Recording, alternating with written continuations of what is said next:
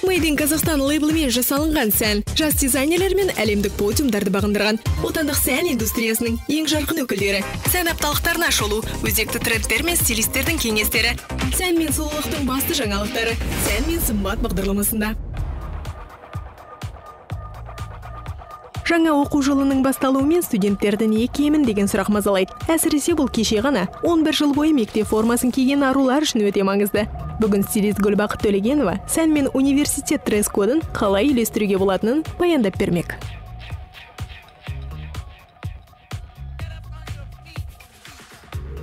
Вижу студентов в транспорте, на улице. Мен студенттерді көлікте, көшеде, кофеханада, түрлі орындарда көремін.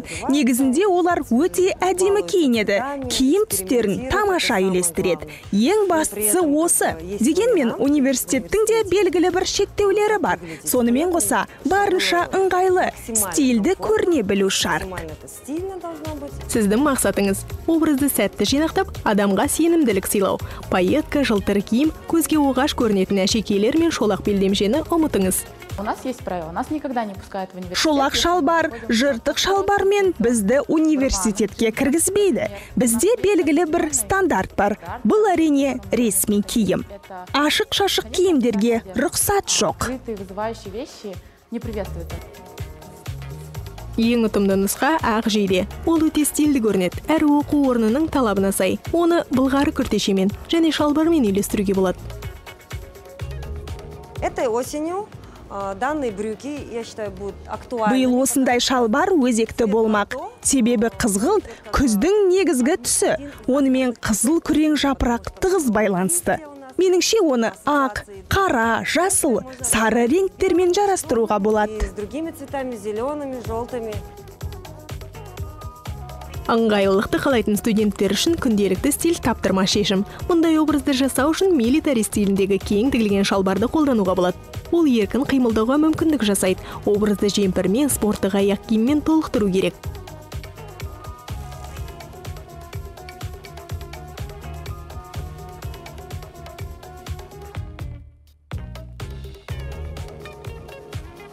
Егер белдемшені ұнататындардың қатарынан болсаңыз, онда университетке киетін киімді таңдау сізге күрделі болмас. Тізеден төмен белдемше, ақ түсті кеудеше мен пиджак жеткілікті. Образды толықтыру үшін туфли мен әдемі мойын орағыш қажет. Пиджакты таңдап алдық. Себебі ол университетке лайықты, әрі қызықты көрінеді. Байқадыңыз ба, киімдегі суреттер сонда ерекше. Пиджактың ішінен киюге ақ кеудешені таңдадық. Мұнда бірнеше стиль бағытын байқауға болады. Романтика, классика, осының барлығы студенттің университетке киер күнделікті образын жинақтап шығарады. Это все создает такой casual look для университета, для молодых девушек. Классикаға құмар арулар үшін студенттік үлгідегі костюм мен шалбар керемет нұсқа. Мұндай киім ешқашан сәннен шықпайды. Ең бастысы образға ерекшелік сыйлайтын әдемі аксессуарлар мен принттерді ұмытпаған жөн.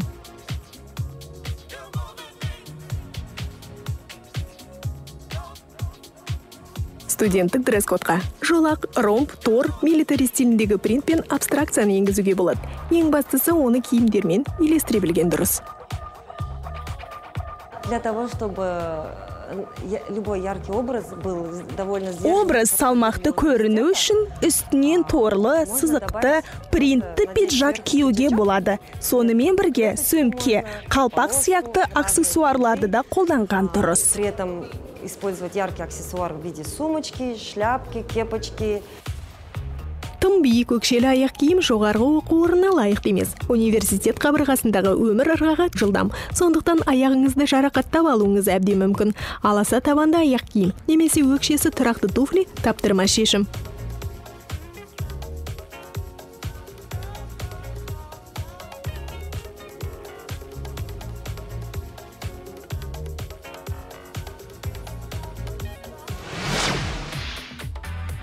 Сән материалдан бастау алады. Жыл сайын сарапшы компаниялар трендке айналар түс пен матаны жариялаған соң дизайнерлер білекті сыбанып жұмысқа кіріседі. 2017-2018 жылдың күз бен қыс маусымында түрлі фактурадағы қалыңдығы және тығыздығы біріне бірі ұқсамайтын 10 шақты мата өзекті болмақ. Сипаттамасына қарай олардан сан алуан киім тігіледі.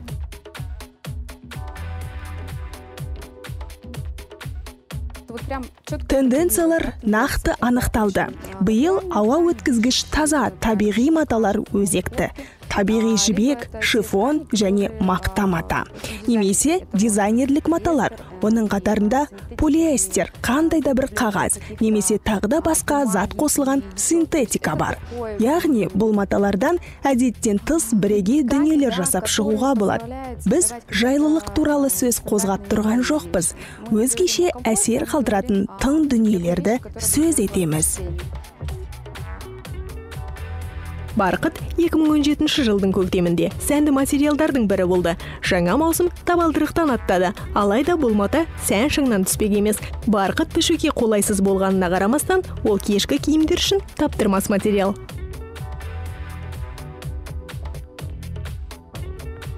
В моей практике самый капризный, наверное, Менің тәжірибемдегі ең күрделі мата осы барқыт. Бәлкім ол табиғи материал болғандықтан қиындық тудырған шығар. Әдетте маталарды бір-біріне беттестіріп пішеміз. Симметриялы мүсінге де дәл осы әдісті қолданамыз. Барқыт киімнің әр бөлшегін бөлек-бөлек пішу қажет. Сол себепті құрастырушының да, тігіншінің де жұмысы күрделі. и для мастера, который впоследствии шьет. Әдемілігі жағынан барқыттан кем түспейтін материалдар ши барқыт пен масаты. Дизайнерлер ши барқыттан костюм, пиджак, шалбар тіккенді ұнатады, ал масаты түрлі стильдік бағыттағы киімдер үшін қолайлы. Делают и халаты, и тренчи, и какие-то такие сорочки, да, так скажем, бельевые. Халаттарды, тренчтерді, жатарда киетін іш көйлектерді, іш киімдерді де жасайды. Масатыдан, барқыттан тігілген көйлектің әдеттегі жүн, креп киімдерден қымбат тұруының себебі масаты мен барқыттың өңделуі технологиясы күрделі, көп уақытты талап етеді. Біріншіден мұнда түктердің орналасуына мән беру қажет, және түктің орналасу бағытына қарай матаның құны да артады. Осы екі ерекшелікті ескере отырып, дұрыс пішу қажет. Для того, чтобы за счет того, что у него есть ворс, направление ворса, то есть есть определенный блеск, нужно учитывать эти две особенности и правильно кроить. Күз-қыс маусымның тағы бір тренді жібек материалдар. Бұл матадан тігілген бұйымдар сондай әдемі, әрі жеңіл. Модельерлер атластан жатарда киетін жейделер, шолақ шалбар, жакет, көйлек пен белдемше тігуге құмар. Денеге жағымды жеңіл киімдер шифоннан жасалады. Бұл мата адамға нәзіктік сыйлап, романтикалық күйге бөлейді. Есть креп-дешин, да, то есть это тоже шелк, но он матовый. Матовый, у него есть такая зернистая. Креп-дешин деген мата бар. Ол да жібек, сондай жеңіл, төгіліп тұрады, бірақ ол тығыз. Яғни шифон мен креп-дешин екеуін қатар алатын болсақ, екеуі де тегіс, бірақ шифон мөлдір, ал креп-дешин барынша қалың болып келеді. Ашық түстері де көп, одан тігілген көйлек әдемі көрінеді. Ресми стильдегі жейделерге де қолдануға болады. Тоже используется очень в ярких цветах, очень красиво на летние платья, на различные сарафаны, либо блузки, которые сейчас тоже очень модны в таком в официальном, да, луке. Дизайнерлердің шабыттануына синтетикалық маталар мен жаңа технологиялық материалдар әсер етпей қоймайды. Қазір киімнің түсіне де, пішініне де шектеу жоқ. Әр маусым сайын модельерлердің қоржыны өзгеше құралдармен толығуда. Сейчас очень модно там какие-то платья, шорты, брюки просто из клеенки. Қазір құрылыста қолданатын ерекше материалдан тігілген көйлек, шолақ шалбарлар сәнге енген. Яғни ол материалды құрылыс базарынан таба аласыз. Мұндай заттар адамдарды таң қалдыру үшін пайдаланылады. Чтобы получить новые фактуры, новые формы, для того, чтобы удивить. Ерекше адам сенгісіз материалдардың пайда болуы тағы да заманауи жаңалықтың бірі. Табиғи және синтетикалық, жылтыр және тегіс, иілгіш және қатты маталардың қосындысы үздіксіз тәжірибе жасауға мүмкіндік сыйлайды. Одна из последних тканей, которую я привезла, это как раз вот из категории сочетаемые. Менің соңғы алып келген материалдарымның бірі дәл осы үйлеспейтінді үйлестіретін деңгейіне жататындардың тізімінен. Матаның негізі зығыр, алайда оған пластик пен полиэстер қосылған. Өте ерекше. Өзім шашақтарды ұнатамын. Себебі менің туындыларым барынша қарапайым. Ал мұндай зерді қолдануға қарсылығым жоқ. Соңғы трендшімді көрсетейін. Міне, біз оны осылай қолдандық. Вот так мы его использовали. Түрлі фактуралардың арқасында біздің гардеробымыз сан алуан образдарға толы. Мысалы, масатыдан, жүннен және былғардан жасалған пішіндері ұқсас жакеттерді алайық. Үшеуі үш түрлі. Біреуін кешкі ас ішуге киюге болады. Екіншісі жұмысқа, үшіншісі серуендеуге ыңғайлы. Дегенмен, өндірушілер маусым сайын сәнқойларды жаңалықтармен таңғалдыруды тоқтатпайды. Әйелдің сөмкесі өз иесі туралы көп мағлұмат беретін имидждік аксессуар. Ол образға ерекшелік сыйлайды. Күз-қыс маусымында жаңа үлгідегі сөмкелер сәнде болмақ. Бүгін ең өзекті трендтер туралы сөз қозғаймыз.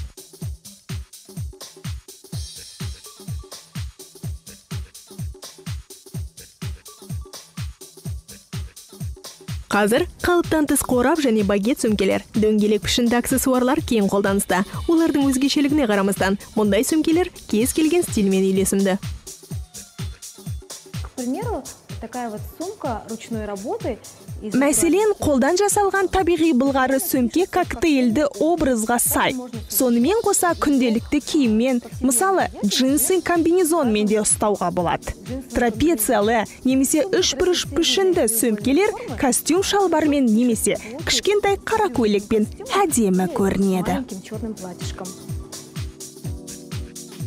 Бауырмен жорғалаушылардың терісін, қабылан мен барыстың түсін қайталаушы принттерден жасалынған сөмкелерді кез келген жерде ұстай беруге рұқсат. Қызыл түс басым болып келеді. Сырт көздің назарынан қымсынбайтын болсаңыз, ашық көк, сарғыш, жасыл реңктерге көңіл бөлгеніңіз жөн. Классиканы ұнататындарға табиғи реңктерді, сонымен қоса бір түсті сөмкелерді таңдаған дұрыс.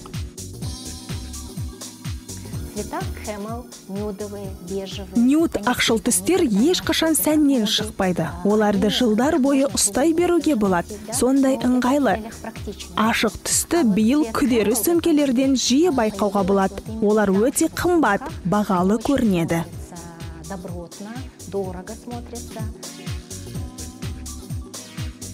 Қысқа баулы, тоут модельдер трендтен шықпайды. Олар өздерінің ыңғайлы, қарапайым дизайнымен сәнқойлардың жүрегін жаулап алды. Кейде дизайнерлер минимализм мен болғы шиктің аралас нұсқасын қолданады. Мысалы, қалыпты геометриялық пішіндегі сөмкені шашақпен әсемдейді. Қапшық сөмке сәннен шыққан жоқ. Ең бастысы, сөмке образбен толықтай үйлесіп тұруы тиіс. Аксессуардың түсі киіміңіздегі суретпен немесе реңкпен сәйкес келсе, барынша сәнді көрінетініңіз анық.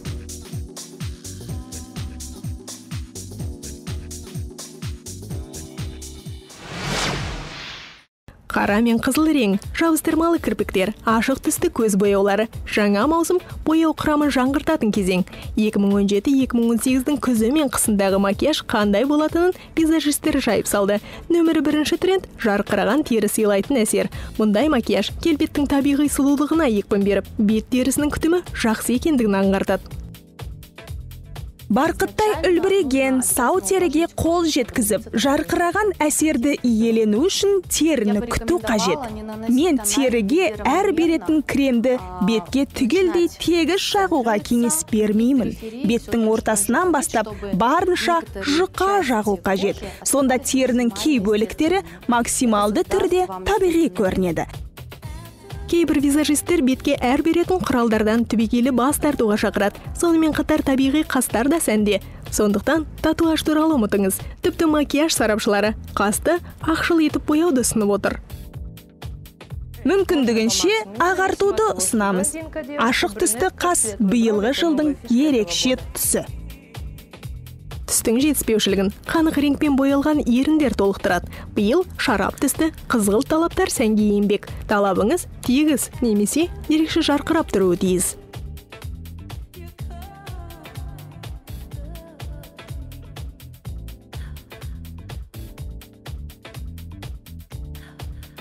Макияждағы жалғыз екпін айрықша түсті далапқа берілуі тиіс. Алайда көз-қыс мезгілінде қатты боялған көзге қызыл далапты қолдануға рұқсат. Бір түсті графикалық макияж енді сәнде болмақ. На подиумах практически все модели. Подиумдағы модельдердің бәрі осындай графикалық сызықпен шығады. Мен тіпті мұны сызық деп атамас едім. Бұл сүрмемен жасалған. Дегенмен, оны сіз қарапайым көзге арналған кез келген түсті қарындашпен де сызып ала аласыз. Осы маусымда көк, сары, қызыл, қызғылт секілді түстер сәнде. Кез келген түсті жаға берсеңіз болады. Не нужно никаких растушевок. Ольга бір ғана түспен шектелмей, бояулар жиынтығын қолдануға кеңес береді. Сызықтардың барлық түрі трендте. Қабаққа арналған бояуларға келер болсақ, жаңа маусымда ерекше реңктерді қолданған жөн. Бұл тенденция әлемнің басты подиумдарында кең қолданысқа ие.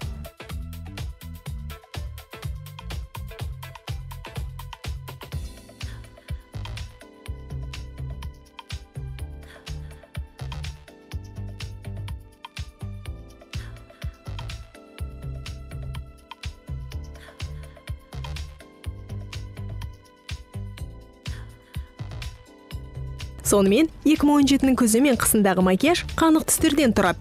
Жаңа маусымда бояу салғышыңызда кез келген құралға орын табылады.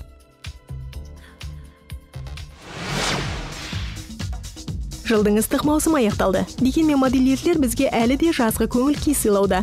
Зульфия Хабибуллина мен Руслан Ерімов үшін маусымдар шектеуі деген түсінік жоқ. Олар бірігіп Асал брендін жарыққа шығарып, дебюттік топтама ретінде жағажай киімдерін ұсынды. Біз бүгін әртүрлі әйелдерге арналған топтамамызды көрсеттік. Әйел дегеніңіз көңіл күй емес пе? Бүгін түрлі әйел образын көрдік деп ойлаймын. Олар біздің суға түсуге арналған киімдерімізбен таңнан кешке дейін жүре алады. Тіпті бұл киімдерді күніне 10 рет ауыстыруына да мүмкіндік бар. Топтама жасау идеясы Зульфияға былтыр көктемде келген. Дизайнер лайықты модель таба алмай, өз бетімен ерекше суға түсуге арналған киімді дүниеге алып келуді ойластырады. Зульфия үшін жағажай киімдері гардеробтағы өте маңызды бөлшектердің бірі болып табылады. Суға түсуге арналған киімдер басқа киімдер сияқты киіп жүрген адамның табиғаты мен мінезі жайлы баяндауы тиіс. Оның үстіне жағажайда үстімізге бар киеріміз де осы жүзуге арналған киімдер. Руслан Ерімов желі авторының бірі. Ол Зульфиямен бірге топтаманың тұжырымдамасын ойластырған. Дизайнерлер 30 модельді 3 желіге бөлген. В каждой модели есть модели, которые подойдут каждой девочке. Желіде әрбір қызға жарасатын модельдер бар. Әрбір модель мүсінді өзінше айқындап, кемшілікті жасырып тұру үшін барымызды салдық. Яғни кез келген ару өзіне лайық моделін таба алады. Casual жиынтығынан тор, шашақ және аңдар принтін байқайсыз. Азулы аңдарды еске түсіретін жануарлардың бейнесі суретші Мими Ильницкаяның қылқаламынан туған. Мими Ильницкая өте әдемі сәнді принттер салды. Табиғат пен жануарды араластырып, табиғи стильде тартымды дүние шығарды. Бұл біз үшін өте маңызды. Екінші жиынтықта спортшық стиліне басымдық берілген. Бұл белсенді демалысты ұнататындарды қуантатын анық. Мұндай киіммен өзіңізді жайлы да нәзік сезінетініңіз сөзсіз. Барынша ыңғайлы, дегенмен айрықша дизайнына назар аудармау мүмкін емес.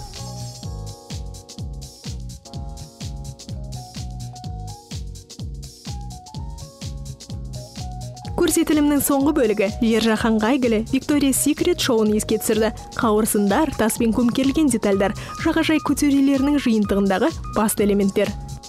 Бұл көрсетілім жиынтығы дене бітімнің артықшылығын көпшілікке паш етіп, назар аудартуға, суретке түсіп, кештерде жарқырап жүруге арналған. Топтама жасауда ұстанған басты қағида сапа, баға, үлгі, авторлар матаға ерекше көңіл бөлген. Бұл түбегейлі ыңғайлы, төзімді маталар дер едім. Себебі біз оны барлық жағдайда қолданып көрдік. Жудық, күйдірдік, тұзды суға салып қойдық. Жеткілікті түрде тәжірибе жасадық. Барлығына төзді, су процедураларына арналған арнайы мата. Топтаманың басты идеясы табиғат. Оны түрлі түстерден, тропикалық әрі гүлді сарыннан байқауға болады. Егер жазда теңізге барып үлгермеген болсаңыз, қазір нағыз ыңғайлы сәт. Қазақстандық брендтің ультра сәнді жағажайға арналған киімдерін алуды ұмытпаңыз.